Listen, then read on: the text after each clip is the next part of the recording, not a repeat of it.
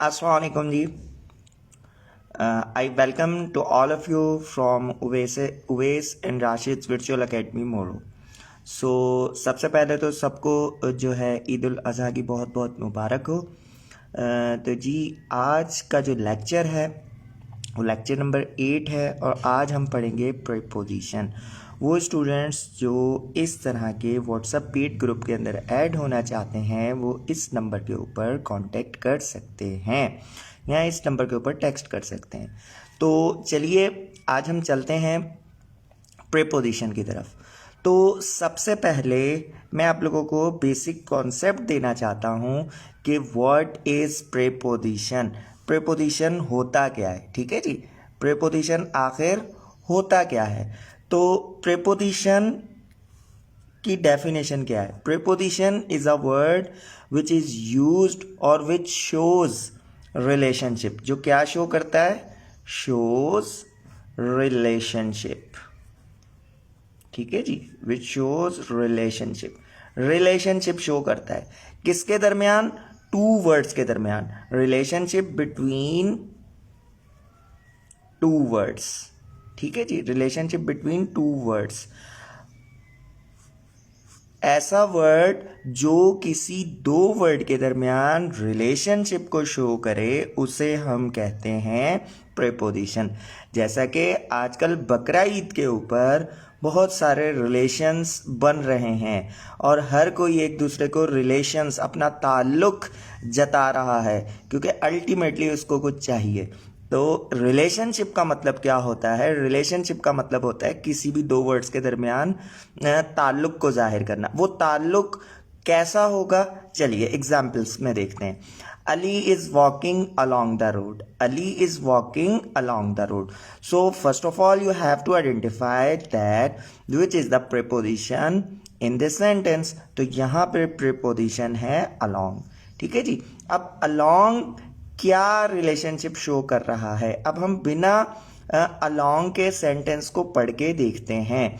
Ali is walking the road, Ali is walking the road. तो यहाँ पे हमें पूरा कॉन्सेप्ट नहीं मिल रहा, हमें यहाँ पे ज़रूरत है किसी वर्ड की जो क्या करे, वॉकिंग का रिलेशनशिप जोड़े किसके साथ, रोड के साथ, ठीक है। वॉकिंग का रिलेशनशिप जोड़े किसके साथ, रोड के साथ। तो ये जो रिलेशनशिप जोड़ रहा है वो ये वाला वर्ड जोड़ रहा है अलॉन्ग, ठीक है जी। इसके अलावा मैं आपको एक सेंटेंस बताता हूं, वो सेंटेंस जो हम फ्रीक्वेंटली यूज कर रहे होते हैं। I go to school, I go to school. तो अब यहां पे हम देखते हैं गो क्या है हमारे पास वर्ब और स्कूल क्या है हमारे पास नाउन। तो अब यहां पे देखेंगे जो टू, अगर मैं बोलूं आई गो स्कूल, आई गो स्कूल, तो कॉन्सेप्ट क्लियर नहीं हो रहा। यहां पे मुझे किसी वर्ड की जरूरत है, किसी वर्ड की जरूरत है जो गो का और स्कूल का रिलेशनशिप जाहिर करे, ठीक है। गो टू स्कूल, तो यहां पे ये जो टू है ये प्रीपोजिशन है। प्रीपोजिशन करता क्या है, वो किसी भी दो वर्ड्स का रिलेशनशिप जाहिर करता है और यहां पे वर्ब और नाउन का रिलेशनशिप जाहिर हो रहा है, ठीक है जी। एक और एग्जाम्पल देख लेते हैं फिर हम आगे चलेंगे। प्रीपोजिशंस को मैं इस वजह से समझा रहा हूं क्योंकि स्टूडेंट्स कंफ्यूज हो जाते हैं और वो प्रीपोजिशन को समझते हैं conjunction. The basic difference between preposition and conjunction is that preposition is a word which shows relationship between two words and conjunction is a joining part of grammar, ठीक है। कंजक्शन क्या होता है, ज्वाइन करता है। किसे ज्वाइन करता है, ज्वाइन करता है टू वर्ड्स को। वो टू वर्ड्स कोई भी हो सकते हैं, अली एंड असलम, अली एंड असलम। तो यहां पे ये क्या है, कंजक्शन। इसी तरह ही मैं लिखूं Ali is playing and writing, Ali is playing and या listening, Ali is playing and listening. तो यहाँ पे प्लेइंग और लिसनिंग क्या है, ये हमारे पास वर्ब है और एंड क्या कर रहा है, दो वर्ब को ज्वाइन कर रहा है। तो कंजक्शन क्या करता है, कंजक्शन का मतलब होता है ज्वाइनिंग, ठीक है। और प्रीपोजिशन का मतलब क्या होता है, रिलेशनशिप शो करना बिटवीन टू वर्ड्स को। This is the basic difference between preposition and conjunction. Hopefully you have clear the concept. आगे चलते हैं जी, एक और एग्जाम्पल देख लें। These boys of classes are not doing their work. तो यहाँ पे ऑफ हमारे पास प्रीपोजिशन है, बॉयज भी नाउन है और क्लास भी हमारे पास नाउन है, तो दो नाउन का रिलेशनशिप शो कर रहा है। तो प्रीपोजिशन के लिए ये ज़रूरी नहीं होता कि हमेशा उसके साथ जो वर्ड्स हैं वो नाउन ही हो या वर्ब ही हो, वो वेरी करता है। तो इस वजह से मैंने यहाँ पे यूज़ किया था बिटवीन टू वर्ड्स। तो होपफुली आपका कॉन्सेप्ट क्लियर हो गया। अब हम आगे चलते हैं। Following verbs are always used at. कुछ हमारे पास वर्ब्स ऐसे होते हैं जो फिक्स प्रीपोजिशन यूज़ करते हैं, जो फिक्स प्रीपोजिशन अपने साथ लेते हैं, फिक्स प्रीपोजिशन। ठीक है जी, फिक्स प्रीपोजिशन अपने साथ लेते हैं। अब वो कौन से वर्ब्स हैं, आज हमने वही सीखने हैं। तो नंबर 1, ही एम्ड एट, ठीक है, he aimed at the bird missed it. तो एम्ड का मतलब मकसद होता है, बट यहाँ पे एम्ड के साथ अगर आपने सेंटेंस को देख के उसकी मीनिंग को समझना है, ठीक है। वैसे बोलते हैं my aim of life is to become a doctor. मेरी जिंदगी का मकसद है डॉक्टर बनना। बट यहाँ पे एम्ड का मतलब मकसद नहीं है, यहाँ पे एम्ड का मतलब है निशाना, और इसके साथ प्रीपोजिशन हमेशा एट लगेगा। He aimed at the bird missed it. उसने किसका निशाना लगाने की कोशिश की, उसने निशाना लगाने की कोशिश की बर्ड का, बट हो क्या गया, वो मिस हो गया। ठीक है जी, आगे चलते हैं।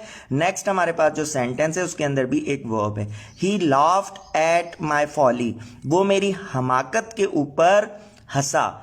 ही laughed at my folly. Laughing का मतलब हंसना होता है, बट जब हम किसी शख्स के ऊपर या किसी चीज़ के ऊपर हंसते हैं तो वहाँ पे हम ऑन यूज़ नहीं करते। ये जो हम ट्रांसलेशन करते हैं ना जी, ऑन का मतलब पर, और जब हम इंग्लिश के अंदर इसकी ट्रांसलेशन करते हैं तो वो मुझ पर हंसा, तो ये पर वाला वर्ड फिर हमारे दिमाग में ऑन को लाता है, बट ऐसा नहीं है इंग्लिश के अंदर।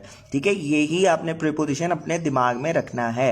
ही लाफ्ड एट माई फॉली, वो मेरी हमाकत के ऊपर हंसा। ठीक है, तो लाफ्ड के साथ एट प्रीपोजिशन फिक्स है। उसके बाद थर्ड सेंटेंस के अंदर एक और वर्ब है हमारे पास, he rejoiced at my success in the examination. Rejoiced at का मतलब होता है खुश होना। ठीक है, रिजॉइस्ड एट का मतलब क्या होता है, खुश होना, और एट फिक्स प्रीपोजिशन है और वो हमेशा रिजॉइस्ड के बाद यूज होता है। आगे चलते हैं जी, हमारे पास एक और वर्ब है और वो है snared. He sneered at the shortcomings of his officer. वो जी अक्सर होता है ना कि आपका कोई ऑफिसर होता है और उसको कोई छोटा सा काम नहीं आता, मैनेजर है और मैनेजर को जस्ट लाइक एप्लीकेशन लिखना नहीं आ रही, तो जो उसका क्लर्क होता है या असिस्टेंट होता है वो क्या करता है, हंसता है, कहता है कि खुद तो ऑफिसर बना हुआ है और ये छोटा सा काम करना भी नहीं आता। तो वो असल में क्या करता है, मजाक उड़ाता है। ठीक है, एक इसकी मीनिंग है मजाक उड़ाना और एक इसकी मीनिंग है नफरत करना, दोनों ही मीनिंग है किसकी, स्नेयर्ड की। तो he sneered at the shortcoming of his officer. वो अपने ऑफिसर की जो उसकी कमी कोताहियां थी उनके ऊपर क्या करने लगा, मजाक उड़ाने लगा। तो यहाँ पे स्नेयर्ड के साथ जो हमारा प्रीपोजिशन फिक्स्ड है और वो एट है, और वो हमेशा एट ही यूज होगा। आगे चलते हैं जी, sentence number 5, do not jeer at the poor. Jeer का मतलब भी क्या होता है, मजाक उड़ाना। ठीक है, अक्सर mostly peoples are jeering at the beggars when they are asking for money. तो मोस्टली जो लोग हैं वो फकीरों का मजाक उड़ाते हैं जब वो किसी से क्या करते हैं, पैसे मांगते हैं।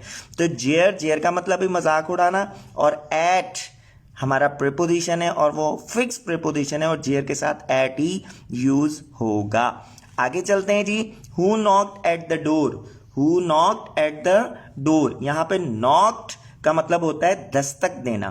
ठीक है, दस्तक देना, दस्तक यहाँ दरवाजा बजाना, तो दस्तक देना। Who knocked at the door, दरवाजे को कौन बजा रहा है या दरवाजे पर कौन दस्तक दे रहा है या दरवाजे पर कौन आया है, इन सब की मीनिंग यही है।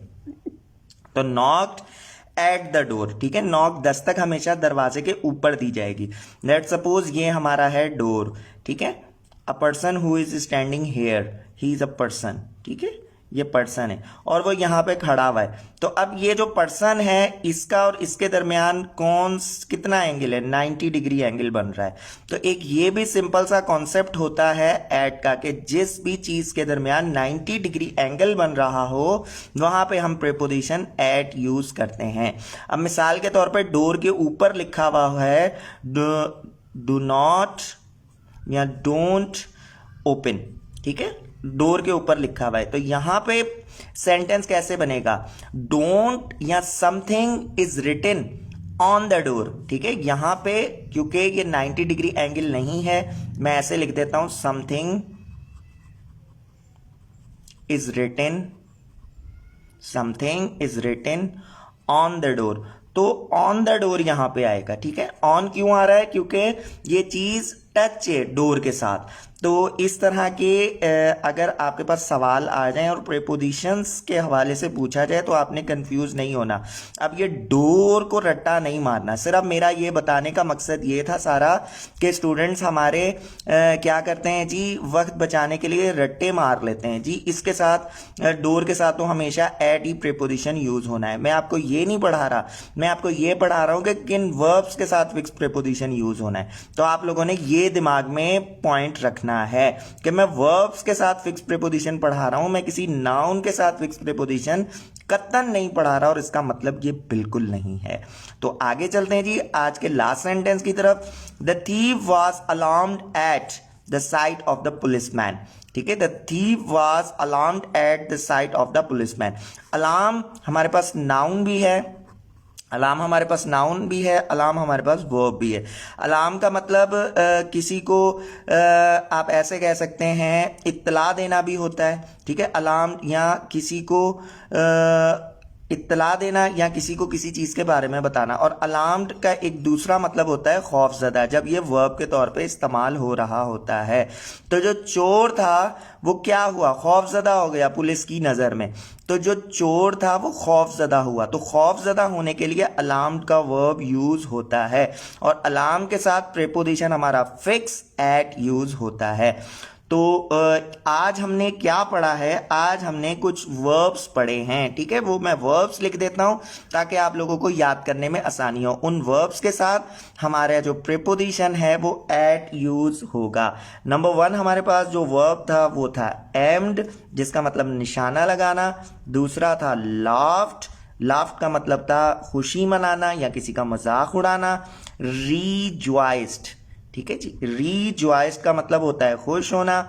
उसके बाद है स्नेयर, स्नेयर का मतलब नफरत करना, मजाक उड़ाना। उसके बाद है जेयर, जेयर का मतलब भी मजाक उड़ाना। नॉक, नॉक का मतलब होता है दस्तक देना। और अलार्म्ड, अलार्म का मतलब होता है खौफजदा होना।